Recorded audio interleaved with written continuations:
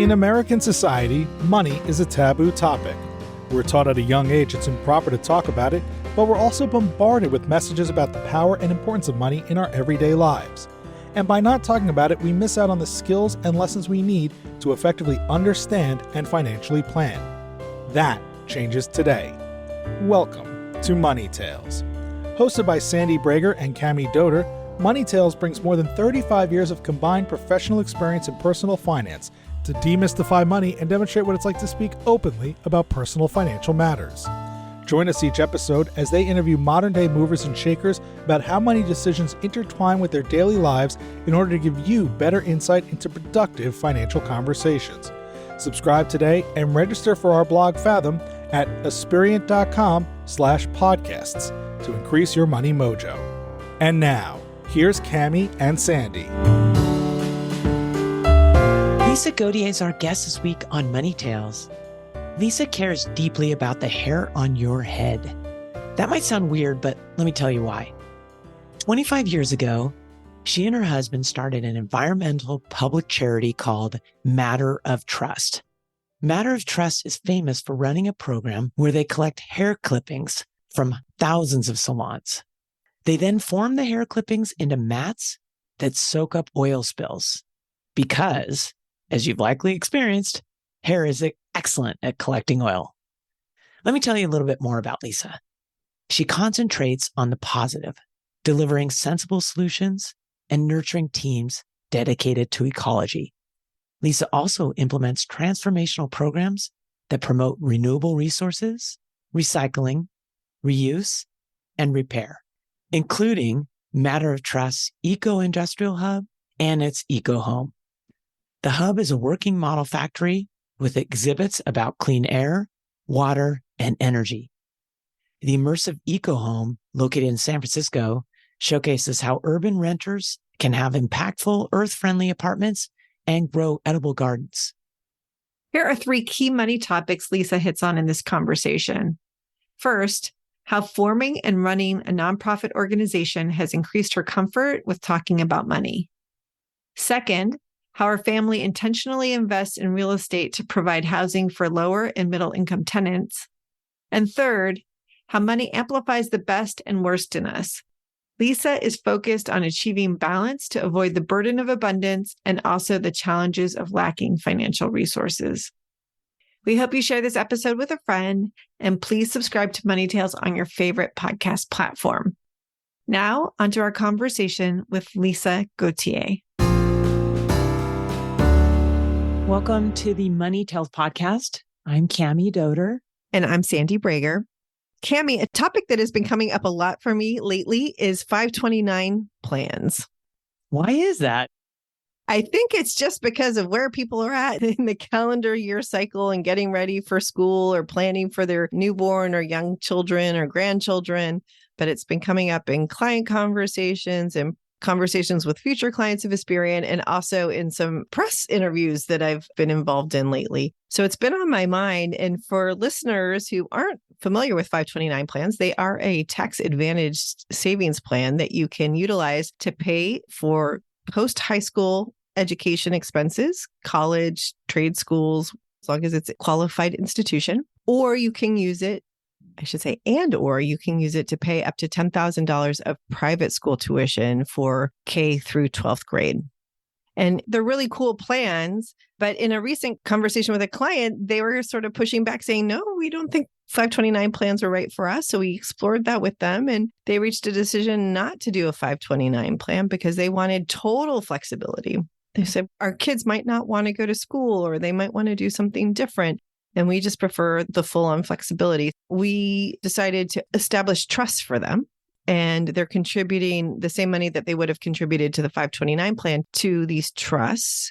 So that money can grow and be invested throughout the lifetime of their children and will be available to fund college if they want, or whatever future education expenses there are. Or ultimately, under the terms of the trust, the money would be available for their children, the beneficiaries of the trust, to do something completely different. So there's a lot of flexibilities. There's so many different ways. I think 529 plans are great. They're not perfect for everyone. And it's worth really making sure you know what your goals are, what your resources are, and what's going to best suit you. Glad you raised that, Sandy. It does feel like it's the time of year when people in particular are thinking about setting up money for kids going to school. Well, let's welcome our guest today on the Money Tales podcast, Lisa Gautier. It is fantastic to have you. Thank you very much. I'm really excited to be here. Would you provide an introduction and share a couple pivotal moments that have transpired in your life that really impacted who you are? Sure. My name's Lisa Gautier. I'm the president and founder of matteroftrust.org. This is our 25th anniversary of the charity.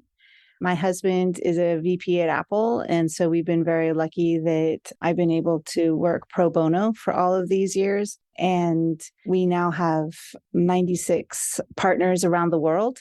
And we are most famous for one particular program on our charity where we collect hair clippings from salons, hundreds of thousands of salons, and we felt them into mats that soak up oil spills because you shampoo because hair collects oil. So now this is expanded to pet fur from groomers and waste fleece from farmers and ranchers. And what this means is that all of our global partner hubs are using local fiber for local solutions. So that's basically a lot of what I do. And two things that have affected me with money. My husband is very relaxed around money. His family is French, and he's always been in a very comfortable situation in his life. And he has taught me a lot about that. My family, my grandfather was sort of like my husband, actually. He grew up in Geneva and he was very comfortable. It was very nice to meet my husband and have a situation where I could really begin living within my means and not having money be an issue,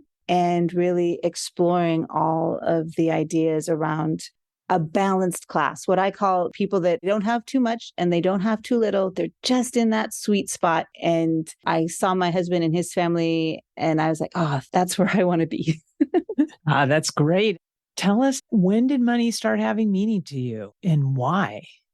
Very early. So I got my first job when I was 9. I live in San Francisco. And at that time, there was some people that were making dolls' clothes on my block, and they needed people to cut things out for a few pennies cutting. I started very young. When I was watching TV, I would just cut and cut and cut these things, and I could make money. A lot of the kids on the block were doing it. And then I did babysitting, and I worked at an ice cream store. And by the time I graduated from high school, I had enough to live in Europe for a year. Now, granted, this was 1984. So the dollar was very strong. It was 10 francs to the dollar, like a pound to the dollar. And so I lived in Europe for a year and came back and bought a car, a secondhand little car. But just to show you how much money I saved up from 9 years old up through high school. And sounds like you also were frugal at the same time. You're making money and you're saving money.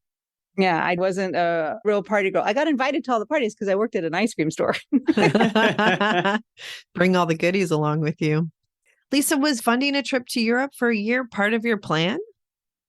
Absolutely. So I didn't go to college. I had some college years later, but I got right out of school and I was in love with this book called My Family and Other Animals by Gerald Durrell. If you've never read it, it's hysterically funny. Don't read it while you're drinking coffee. You'll spit take all over the place. But he started a zoo in the Channel Islands between France and England for breeding endangered species. And he had a whole study program there, which was really for zoo owners, zookeepers, qualified veterinarians. And I was just a high school student. But I went there and said, look, I have enough money to just live and volunteer for you. Just let me audit your classes. And they finally said yes, because I was very persistent. And that course in zookeeping and zoo management, I use it today. Like, it was just the best all around course of how to manage people at a zoo. It was just fantastic. But yeah, I knew that I wanted to take off and discover the world with some friends in the beginning and then live in England and study that.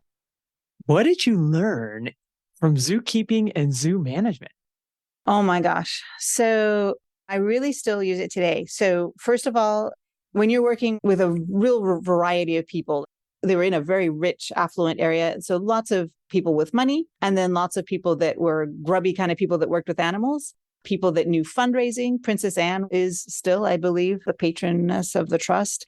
I worked very closely at that time with the secretary of the trust, the person who ran the whole thing. And he taught me all kinds of stuff. So it was really like, how do you work with seniors? How do you work with people that are low tech? And how do you work with people that are finance or now would be high tech?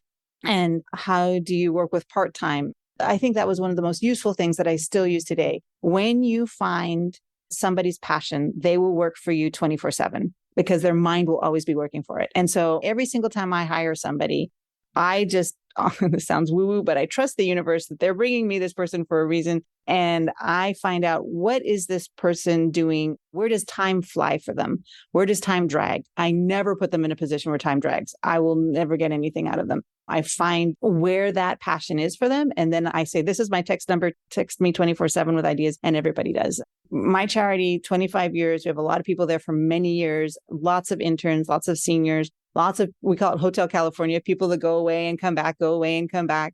And it's because, and I know this sounds corny, and a lot of places say, we're like a family, but we really are like a family. I'm a very mother hen. It's very important for me that I find out why people came to us and what it is they love, whether it's some people like the gift shop and live to shop and they like eco products, or some people like gardening, so they work in our urban edible gardens. Some people like working with their hands and they do all the felting and the exhibit design, and other people like high tech. So we have an online environmental platform where all of the hair donations go through, called thehumsum.org, for humanity adding solutions, humsum.org. But it's the humsum, because if you say humsum, it autocorrects into hummus, which is owned by a garbanzo. Exactly. We just find something for everybody, and that way it just makes a lot of sense. So Lisa, if we go back to that time when you were living in the Channel Islands, learning about zoology, learning about how to interact with lots of different people and to identify purpose, from there, where did you go in your life, and how are you starting to think about money at this time as you kind of financed your year away? You come back, you buy an affordable car with your savings. What's next for you? Yeah. So I learned how to manage all of my money because I only had so much money when I was in Europe. So at 17, I was already figuring all of that out. I've never been a partier, kind of been a little bit high on life, but I always wanted to save my money for chocolate instead of drinks and booze and drugs. So I did have plenty of money. I really never spent it all. And when I came back, my original thought was that I'd go to college, but I got hired to help at a place that was a legal accounting firm in San Francisco, small business. And a friend of mine from high school was actually working there. And the woman who I was supposed to be helping was pregnant, and she actually decided not to come back. So I ended up keeping her position for 8 years. And I just really got an entire education on accounting and family, nonprofit law, a little bit of restaurant law, a little bit of family law, from the owner, who actually was struggling with cancer at the end. And so had me do a lot of the extra work.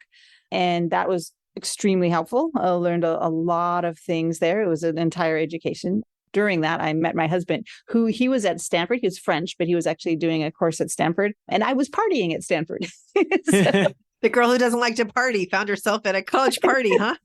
Exactly. You told us that you learned how to manage money at 17. Would you explain how did you learn? That's a young age to have to learn how to manage money. So my whole family, and actually my husband's family too. So one of the things that we really connected on, maybe subconsciously, although we never discussed it, was that my family paid their bills always. We never had any debt, and we always lived within our means. And of course, our means were much smaller than other people's means, but that was really important to us. I just never went beyond that, and had roommates. And then when I could afford it, because I was working for a legal accounting firm pretty young and I didn't have any college debt. This is a different time. Now everything's so crazy. But when I was 22, I could have my own 1-bedroom apartment in San Francisco and afford a week or 10-day trip to Europe every year, working as a secretary or executive assistant office manager at a small legal accounting firm. You couldn't do that now. Not anymore. No, that has completely changed. It was a nice apartment in the Sunset District of San Francisco, which is a very, now that's, $3,000. But yeah, it was just always like that. My husband also, same way. We're very much like that. And I think that living within your means, it means different things to different people. And as your means get bigger and bigger, which when I was first with my husband, he was a student. I was making more money than him. And then he got hired to Apple eventually. And then Apple started to do very well. And our entire circumstances changed enormously. And so what became within our means changed. And there was a little bit of a learning curve with that. Not too much for us, because I think we were pretty grounded and older when that happened. But we saw some other people have some issues with that, and you have to figure it out. It's like, okay, so 1 sports car, 2 sports car. Okay. What's interesting is that when money hits nerds, it's very different than when money hits maybe bankers. Because I have a lot of friends that are bankers. It's funny to see the dynamic of what happens when money hits nerds. But yeah. Before we get further into that, Lisa, I'm curious about the money conversations you've had with your husband over the arc of your marriage, and particularly in the early parts of your relationship, and then as your wealth circumstances started to change. We're not conservative, like in certain senses of the word, but I was raised a lot by my grandparents and my mom and dad. But when we first met, I think because my family has sort of a European attitude about it, and because he's French, we never talked about money. When we went out, he always paid for everything. And when I was cooking, I paid for all the groceries. We must have at some point had a conversation about splitting the rent in half. I don't even remember it, but we were never counting pennies. And I think maybe that's because my grandmother was such a penny counter that I was like, I think I'd rather just be careful not to be crazy with money and not have to count every penny. And that would have driven my husband nuts, I think. He's the kind of person that if you're out to lunch with him, he doesn't want to divide the check in half. Yeah, I think that money was just never an issue with us. We really just never talked about it because we were not crazy with it and it wasn't going to be a problem. Every once in a while, we actually say like, oh, I might have a champagne problem. We call them, or like, I'm looking at something and I think I need a little guidance on whether or not I'm being ridiculous or not. We'll look at stuff. But as I say, we're not crazy. We have another place, which is not that far away from us. It's just in better weather. Because I'm in San Francisco, and San Francisco right now, if I showed you outside the window, is just so foggy and depressing. So foggy. In the summer. And so by going into another place, all of our family and everybody and our friends can be there, but we use it a lot. Like it's a workhouse, that place. I swear it's like I do nonprofit retreats there. We do huge parties for the kids, and our family and friends are down there all the time. And it wouldn't be like us to have another place like in Hawaii or in Tahoe or in New York or Paris or something, because when we'd be paying for it all year round, and we probably wouldn't feel super comfortable in just renting it out all the time. So we'd rather Airbnb that. And we do buy property. We buy like middle income, small apartment buildings with really great protected tenants who are not hoarders. They're wonderful people. We meet them all. They're all on our Christmas card list. We talk to them all. And we're not afraid of renters at all in San Francisco, but we really feel like renting in San Francisco has become a bit ridiculous. And so we have lots of units here and in North Carolina, but all of them are great lower to middle income buildings that we really keep up. And we would rather spend our money on that than other places that we probably wouldn't use that much. Lisa, is that real estate investment your purpose, your mission aligned there, or is this part of your diversified investment approach? Both.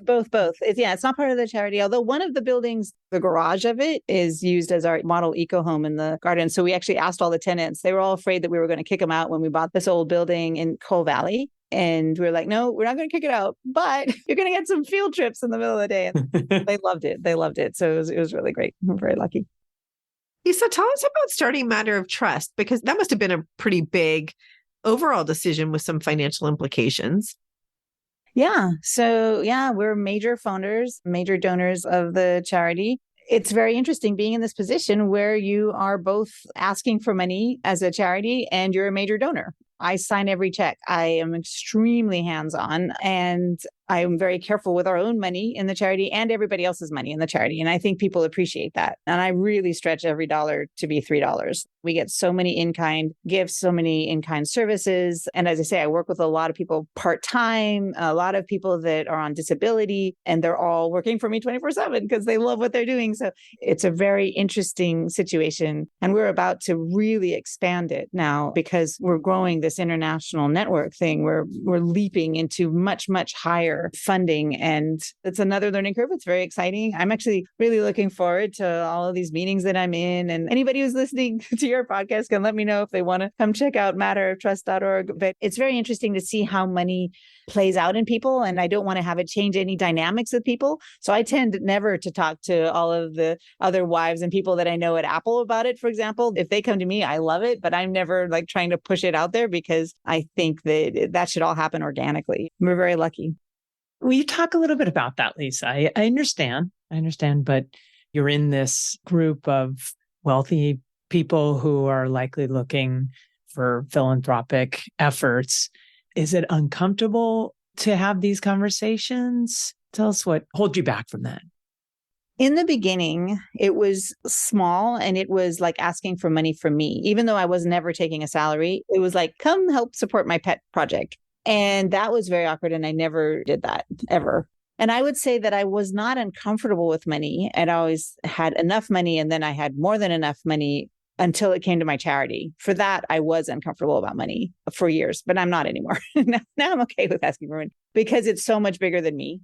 And because it's doing so well and everybody sees it. And that's much easier now. But I actually wouldn't say that there are a lot of people looking for where to give money. A lot of people I know are already giving money to lots of places. And so when they hear about us and they want to give to us, that's great. But I'm not going to push it. And everybody hears about it because I do talk about the charity all the time. I just don't ask for money for it. But I do ask for his hair. I'm like, don't forget to tell your hairstylist, give me your hair. Well, Apple's such a special company. Like it's just so amazing. And it has a very interesting ethos that a lot of people already know that when you give, you get back tenfold. I always say money just amplifies. It just amplifies. So if you are feeling that you are in lack, if you don't have enough food, even if you're dieting, it doesn't matter what it is, but if you feel like you don't have enough quality food or you don't have enough health or you don't have enough stuff or whatever it is, then the money issue is just going to make that worse if you don't have it. And if you have too much stuff, if you're kind of a hoarder or if they're too lonely or you have too big of a house and it's just burdensome, money's just going to expand that. It's just going to make that worse. And so again, back to this kind of balance spot, this sweet spot. It's dynamic when you're balancing. It's not still, but it's like you want this sweet spot all the time and you want to be there. You don't really want to be middle class, but you want to be a balanced class. You want to be in this nice place of balance that you're still interested in life. You're still tintillated and stimulated, but you're not burdensome with too much and you're not lacking with too little. And I think people at Apple tend to get that and they tend to donate a lot. They do a lot. They care a lot about the environment. They care a lot about beauty. They care a lot about luxury. I feel that nature is extremely abundant and extremely luxurious. You feel things that are made by nature and the textures of it are rich and gritty and wonderful and luxurious, opposed to man-made things lots of times that feel kind of cheap and just don't last very long and that sort of thing. So I feel that Apple's all about the materials and the design and the luxury of that stuff, but it's also practical. So yeah, I think that there's that whole culture that goes with it. And there really is just this thing about when I was growing up, if I didn't have enough money for something, like my mother didn't like junk food and I wanted junk food. So I started working and then I had enough money. It's like, find some useful employment, get enough money, buy it for yourself. Incentives. And you start doing that and it adds up little ways. If you don't have enough, you start working on something, it'll do it. And if you have too much, give it away. And if you start giving your funding away, you start to feel better. Everything that you give just comes back to you in tenfold of feel good. And if you're already working and you're not making enough, then start trying to find time to do the stuff you love. And that will start to turn into money. And I know that sounds crazy and it sounds a little bit metaphysical, but I've seen it so many times that for me, it's a fact. That purpose-driven aspect really plays into your idea of the balanced class. Lisa, when you were telling us about Matter of Trust, you said in the beginning you were uncomfortable asking for money. And I'm wondering, how did you get over that hump? I just kept working. It's all about how valid you feel, I think, when you're asking for whatever it is you need, whether you're asking for love or you're asking for press or education or whatever it is, before you can instill confidence in others to do what they need to do for you, you need to find the confidence in yourself. And in the beginning, I knew that what I was doing was right. I just didn't know if how I was doing what was right. And it's the whole thing about Apple. But Steve Jobs once said, surround yourself by smarter people. And that will lift you up. If you have these other people, and you're like, okay, it's not all on me. They're not judging me when they do this. It's us as a group. And I like these people. I think they're smart. And so now I'm asking for money for all of us. And that's how I got over it. I just worked hard and brought in smarter people who worked hard. And then pretty soon I was like, okay, this validates getting in some big money. You're so passionate about matteroftrust.org. And I'm curious how you got into this segment. The mission is to link surplus with needs. And that can include even needs for education. But it's also just about anything that's stuff, linking gifts and wishes and linking information with lack of information. Yeah, I started in 1998. Actually, when we first moved back from France, so I met my husband, he was at Stanford, and then he had to go back and work in France for 3 years. So we got married and moved there, and I worked there also, of course. And I also studied French a lot, and I got lots of jobs because I spoke excellent English. But yeah, so when some of the people that Patrice had been at Stanford with started working at Next, which was a Steve Jobs small company in between his times at Apple, he came back and interviewed, and then he got a job there. And so we moved back here to my family's delight. And then Next merged into Apple just a few months later. So he was then at Apple ever since. When we moved back from France, we were moving into a flat that my mom had. My mom had 2 flats and she was renting out the bottom one. And so we were going to come back in and help her pay half the mortgage. And she had it furnished, but we had a bunch of stuff in Paris furnished, junky. We were very poor. There was all this cost plus rattan furniture that we thought was very important to us. And we would ship it all the way back. And it was big, large, lightweight bamboo furniture that we're going to fill our apartment with. When I came back, we had twice the furniture for this apartment. And so I started to reach out and see what places could use the furniture donated. And one of the places was this amazing school in San Francisco where 2 women had decided to share the principal's salary and work 2 full-time things to help this school that was 50% homeless kids. And it's just an amazing school. So I went there and I was like, could you use this stuff in your library? And they're like, yes, yes, yes. And I was like, is there anything else you need? And they gave me my first wish list. So then I went to houses and businesses and I was trying to fill this wish list. And everywhere I went, they had so much more than I needed. So I was like, okay, now I've got a better gift list. And so we started this thing, which is now the Humsum, where you can make a wish and post a gift and all that kind of stuff. Because if it goes outside and you leave it on the doorstep, it gets rained on. And if you just bundle it up and it goes to Goodwill, which is an amazing organization, but a lot of that ends up in Africa or ends up in Chile as just big bundles of clothing that people build houses on because it's mountains of clothing. So I was like, people need to say what exactly it is and find each other and create this community, giving and wishing. That's really how the charity originally started. And then we were starting to look at things that were in surplus in nature and abundant in nature. Also, we were getting wish lists from all kinds of organizations. Some of them were working with the environment. And of course, my love with the zoo and everything was about the environment. And pretty soon, within a year or 2, we met this gentleman who was collecting all of this hair to make hair mats for hair. And he said, oh, I've got a garage full of hair and I'm a hairstylist. I can't deal with this. And so we partnered with him and we took it over officially in 2001. And we've been doing it ever since. Phil McCrory. Phil McCrory is this hairstylist, amazing, amazing, wonderful Southern gentleman. Oh, Lisa, what a great Genesis story. And it's so impressive how you've organically grown it with your team to be accomplishing so much and to be going worldwide. So congratulations on that. Tell us, what's your next money conversation going to be and who's it going to be with? As I said, we're looking at how we are going to be expanding our programs. I know because I'm on a lot of other boards as well. And there's people from large banks and organizations, large foundations all over the world. And it's a very interesting time for money. We're at a time where Gen Z is just really coming into their own and changing the workforce, where they work, when they work, how long they work. They're very different in all of that. We're coming at a time where the economies are really shifting, not even talking crypto, but just looking at money in general. And so what funding looks like is very different. And even how personal finances look like could be very different. Of course, we're coming across a time that environmentally is extremely bizarre. Working with a lot of people who are looking at geoengineering and weather and what all of that means, water, and what are we controlling? What are we still learning about? What do we need to know about soil and energy and water? And those are huge, huge money contracts. Those are government type amounts of money. But we do everything at a very small scale, at a cottage industry scale, with something that cannot be outsourced to another country. You can't take your head for a haircut and send it somewhere. You have to do this with a small thing. And so what does that mean? What kind of power do we have if we have a few million hairstylists around the world that can talk to all of their clients? What valuation does that have?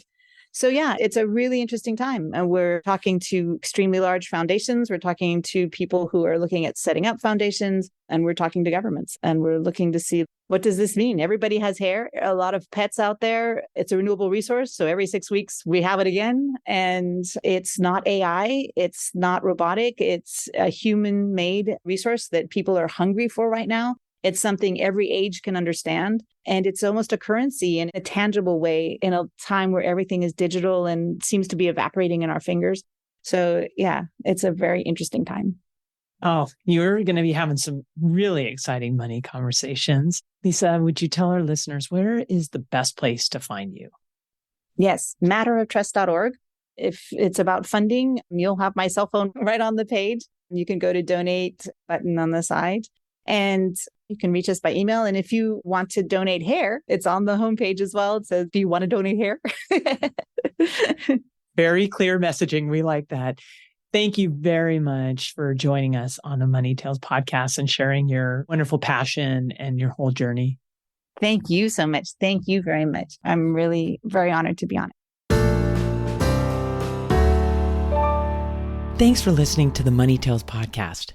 If you've enjoyed this episode, share it with someone you think would benefit from listening, and leave us a review on your favorite podcasting platform. Your ratings and reviews help more people find our podcast. If you're inspired to gain clarity and peace of mind about financial matters, don't hesitate to reach out to our team at Asperient. Go to asperient.com/start a dialogue. Or you can email Sandy and me at podcasts@asperient.com. See you next time.